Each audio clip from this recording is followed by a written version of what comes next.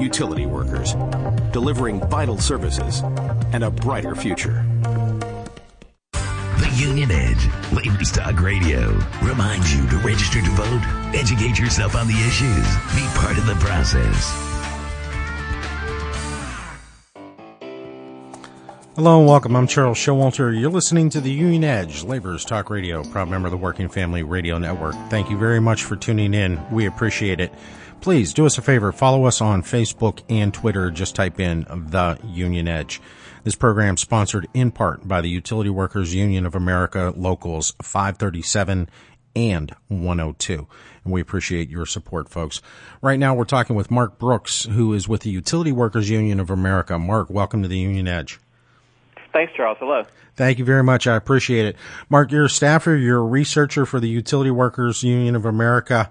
The Pennsylvania AFL-CIO just had a resolution in regards to utility worker employees and their employer. Tell us a little bit about that. Well, utility workers, not just our union, but 11 other unions across the country are in a long-standing battle with an anti-working family company known as American Water. American Water, is notorious for slashing benefits for union workers over the past few years without proper bargaining and other unfair labor practices. This is one of several companies that's bidding for a 50-year lease of the city of Allentown's water and wastewater system. You mean that the city of Allentown won't be handling their own water and sewage issues anymore? Well, the mayor of Allentown is proposing that the city lease the system to a private operator, and there are 6 companies bidding. American Water is one of several, mostly private entities, although there is a nearby public entity that's also bidding. But in our view, a notorious anti-worker company like American Water should not be rewarded for its bad behavior by a lucrative 50-year lease of a public resource at public expense. What would this we've been campaigning against it, and the Pennsylvania AFL-CIO recently adopted a resolution supporting our position that at the very least Allentown should not be considering a 50-year contract with this company. And what would this 50-year contract with American Water cost the taxpayers? Do you know? Well, it's unknown. It would certainly cost the ratepayers of Allentown. The city hopes to collect $200 million in a concession payment from the private operator and have the private operator continue to operate the system, in this case, at a private. So the notion that kind of transaction is not going to cause huge rate hikes, we think, is very unlikely. It's not known yet, until the deal is done. It's not really known what the impact will be on ratepayers. Very interesting. One of the things I've noticed here in the Pittsburgh market is American Water is actually running a pretty aggressive media campaign with some of the radio stations besides ours here in the market. Could that be because they are not only working towards getting the contract with Allentown, but perhaps some other people? Well, this company is constantly on the troll looking for either acquisition or long-term lease opportunities. And our union, because we think American Water is a bad actor, is regularly acts to try to oppose deals involving American Water. You mentioned the likelihood of rate increases if it goes through a 50-year deal in Allentown. I mean, the CEO of this company, of American Water, Jeffrey Sturba, is on record saying that he doesn't even want to do additional municipal deals unless he can squeeze more profits out of these municipalities than the company's collected in the past. So in our view, doing a transaction with American Water is bad for workers. It's also almost always bad for ratepayers as well. Very interesting. Very interesting. If American Water was to, or any other utility was to increase their rates, what's the process for that? Well, it depends. Typically, where American Water or any other private operator owns and operates a utility, rate increases have to be approved by the Public Service Commission. In this case, however, the city of Allentown, it already has rate-making authority because it's a publicly owned utility. And since it's a lease, our understanding is that the city would still, under Pennsylvania law, would be required to retain rate-making authority, which makes sense. It's a publicly owned utility. It's the elected officials that are accountable to the public. They have rate-making authority. But what we found in these kinds of deals in the past, involving American Water, for example, there's one we defeated last year in Rialto, California. The city, because it was a long-term lease, was to retain rate-making power, but the company put in the contract that if the city didn't raise its rates high enough to pay off the company's exorbitant fees, that would be a breach of the contract and would trigger millions of dollars in default transaction penalties. So it's a little bit misleading. In theory, at least, the city of Allentown probably retains rate-making, rate-setting authority, but the company's contract almost certainly is going to basically force the city to do whatever the company needs to not only meet its operating costs, but to collect a hefty profit. Mark, can you explain to me how it would be in the public interest, the taxpayers' interest, in the Allentown case where the city and the local government are handling the water and sewage, but then it's turned over to a for-profit organization who wants to squeeze additional revenues? How is that in the best interest of the community and the taxpayers? Well, it doesn't make any sense to us.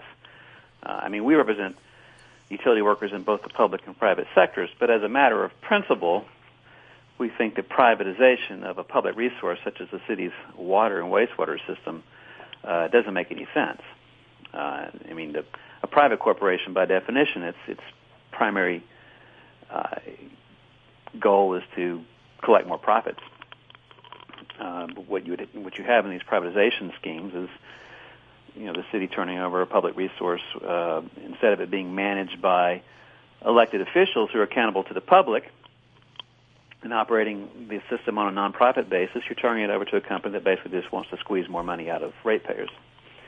So, in our view, it's really never in the public interest to do this kind of deal. But at the very least, if Allentown wants to go down this road, we think it makes even less sense to do business with a notorious anti-worker company such as American Water.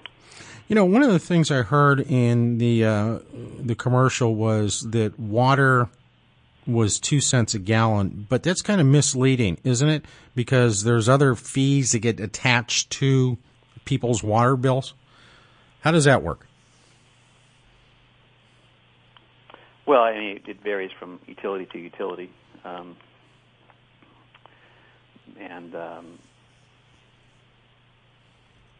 I really couldn't comment without looking at a particular utility, but 2 cents a gallon, yes, sounds like a deal, but the question is how are the rates increasing over time? And, we find that private utilities, in particular American Water, routinely jack up ratepayers' rates. Like in most cases, every 2 years they go for a new rate case from the Public Service Commission. And out of that, of course, the company's collecting huge executive salaries and huge profits for shareholders, whereas a publicly run system, like in the case of Allentown, basically the city is responsible for delivering quality water services on a non-profit basis. And if you're not happy with the way the utility is being run, the public can hold their elected officials accountable. When you turn over a city's water utility to a private corporation, it's almost impossible to hold these private corporations accountable for the operation of the system. Mark, we need to take a short break. When we come back, can you explain to us how it's difficult for ratepayers and taxpayers to hold the company accountable for the quality of the services provided? Sure. I'm Charles Showalter. You're listening to the Union Edge Labor's Talk Radio, sponsored in part by the Northern Virginia Area Labor Federation and the National Association of Letter Carriers, Branch 84. In times of crisis, first responders are there for us. But who do they rely on? It's the men and women of the Utility Workers Union of America. ensuring our hospitals have reliable electricity, that our communities have a secure water supply, safe gas lines, and other critical services. We're the safest and most skilled workers in the industry. Utility workers, delivering vital services and a brighter future. Is America truly the land of the free when working families have to struggle to survive? Are workers free to achieve the American dream? The Teamsters Union is North America's strongest union. We fight for our 1.4 million members and all of America's working families. Teamsters are fighting for the rights of the middle class in Washington, in state capitals, in city councils, and most important, in the workplace. Join us in the fight to keep the American dream alive. Connect with the Teamsters Union at Teamster.org, Facebook, and Twitter. It's about the work. Work we're proud of. Work that provides the energy that powers America. Work that means our communities are stronger, better, for our families, our neighbors, for everyone. Just like you, members of the United Mine Workers of America are on the job, every day, working hard. It's what we do, and it makes America a better place. The United Mine Workers of America, working families just like yours. The International Union of Operating Engineers, Local 66, works with builders and contractors to build a better community. Local 66's tradesmen and women have received the specialty training needed to meet the complex challenges of any project, making them the most capable workforce in the region. From schools, highways, and pipeline projects to casinos and arenas, the operating engineers build any job, large or small. For over 100 years, Local 66 has provided superior service that our community can count on. They are your one-stop resource for qualified and productive operating engineers and heavy equipment mechanics. To learn more about the benefits of organized labor and more information about the International Union of Operating Engineers Local 66, go to www.iuoe66.org. That's www.iuoe66.org. Hey, this is Stuart Acuff. I'm on the Union Edge radio talk show with Charles Showalter. I'm on every Tuesday afternoon about 1:30. I've been organizing unions across this great country for about 35 years. And I want to tell you that today America has big problems. One of them is the creeping loss of our democracy. I want to help you learn how to be a better organizer so that we can all organize together to save our democracy. I wrote a book about it. It's called Playing Bigger Than You Are, A Life in Organizing. You can find out more about it at my website, www.stuartacuff.com. See you next Tuesday. I do solemnly swear I am a federal employee that I will support and defend the Constitution of the United States. I am a Customs and Border Protection officer, and my job is to keep my country safe against all enemies. We work to make sure that the national banking system is safe and sound. Faithfully discharge the duties of the office. I believe in giving back. I am about to enter. I am proud to work for America. So help me God. Every federal employee takes this oath. Go to theyworkforus.org. Hey, I'm Brittany with the Working Family Radio Network. Did you miss the latest episodes of The Union Edge? No worries. Check out our podcast on iTunes. We've got an app for that.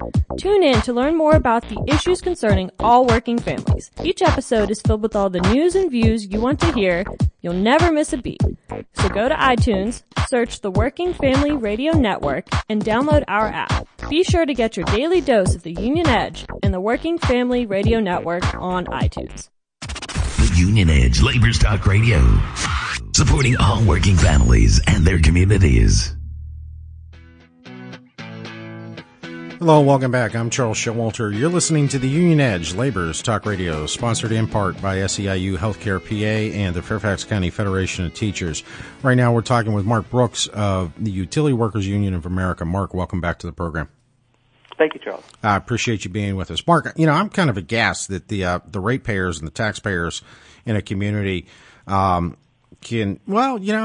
might say be victimized, but definitely if they don't have a voice in how their water and their sewage is being handled and they don't have much of a choice in the matter, that doesn't sound like good governance to me.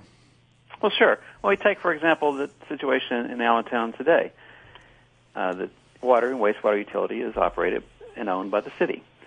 If the public becomes unhappy with the way the city is managing the water utility, then we can vote the city council and the mayor out of office. That's how we hold leaders accountable in a democracy. If, on the other hand, the utility is sold to a private corporation, or in this case, it's a proposed 50-year lease, then suddenly the utility, supposed to be there for the public, is operated by some out-of-state corporation, which its sole purpose is to collect profits. So there's absolutely no way for the public to hold, American Water in this case, some New Jersey-based corporation accountable if people become unhappy with the service. Is there any way to stop this kind of thing from happening? Do we go to the PUC meetings? I've heard some other stories coming out of those PUC meetings, but what do we have to do? Well, in this case, it's a political decision because at the end of the day, it'll be the decision by the city council of Allentown, and we are urging people in Allentown to reject any transaction certainly any transaction that involves American Water. In our experience, this is a company that's not only bad for working families, but bad for consumers as well. One of the other folks in Allentown to do is to speak out, to contact the mayor and to contact the city council and make clear that this company in particular is a bad actor, and the city should have nothing to do with them. I have heard of other cases where utilities have gone to the PUC and said that they need to get a rate increase for additional equipment, additional resources to make repairs, additional resources for additional manpower. But that's never followed through on, and the utility, the private sector companies that come in and take over the utilities with these contracts aren't held accountable. What's going on there? Well, to be fair, of course, it's expensive to deliver quality utility services to the public, and it's entirely reasonable that companies do, in fact, have to invest in the infrastructure to deliver safe, quality service. This is true for water, electricity, and gas as well. The purpose of the Public Service Commission is to look after the public interest, to make certain that private utilities are not gouging the public, but in fact are just collecting the revenue that the utility needs to operate the system properly, and also to collect the modest approved rate of return that the private utility is entitled to have under state law. Some public service commissions do a very good job of this, and others not so much. We routinely intervene in public service commission proceedings around the country to not only to stand up for the interest of the members that we represent, but also the public as well. But keep in mind, this Allentown transaction is really not going to come before the Public Utility Commission in Pennsylvania directly. It's a political decision that the city of Allentown will make, because they're not selling the system to American Water. They're proposing a 50-year lease of it. And so if the people in Allentown think that's a bad idea, their solution would be to contact their city council persons and the mayor and complain about it.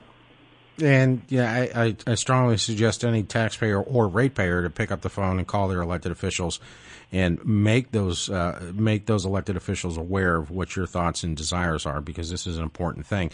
And quite frankly, a 50-year contract, my goodness, is that industry standard normal or what? Well, it's the way that American Water wants to drive the industry standard. Typically, even 5- and 10-year contracts were more normal in the past. American Water has gone on record stating that as far as the municipal leasing agreement, they only want decades-long contracts with the power to reprice, that is, to raise rates throughout the term of the contract. Jeffrey Sturba said that the profits they've collected from the municipal contracts in the past, and this Sturba being the CEO of American Water, that the profits the company has been collecting from municipals in these kind of deals in the past are not good enough for him anymore. He wants even higher profits. So we think that's an indication of where things would be heading in Allentown if the city makes the unfortunate decision of doing a transaction with American Water. Mark, let me ask you a question. What else should we be aware of with this situation in Allentown, and can it come to my community elsewhere? Well, I mean, American Water is part of its business model is to either engage in long-term leases of public systems or, when it can, to purchase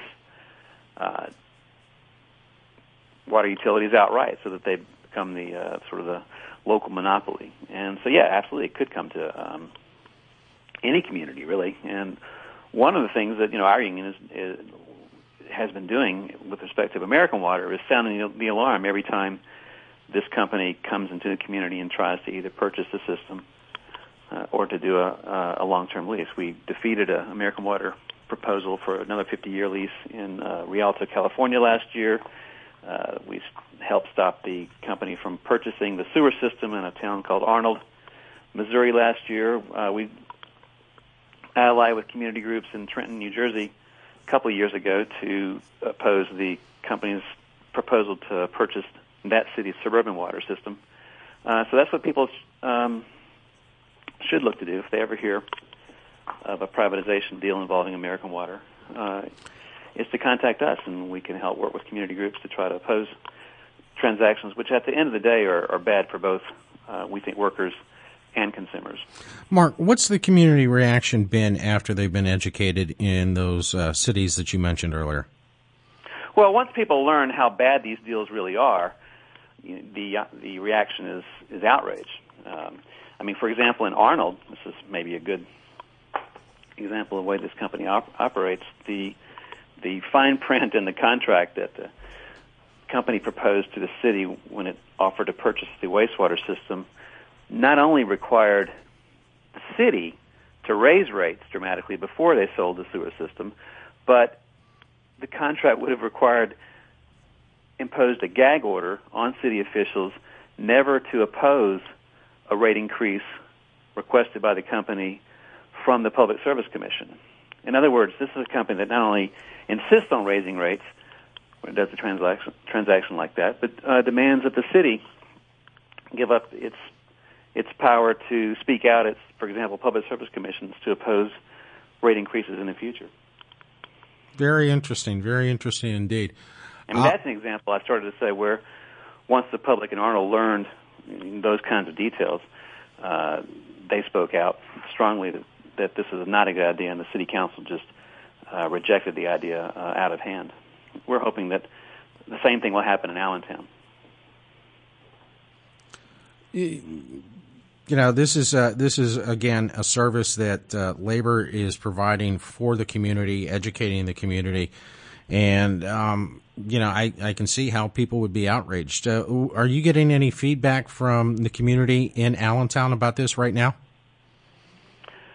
We are. It hasn't come to a head yet because the city hasn't made a decision.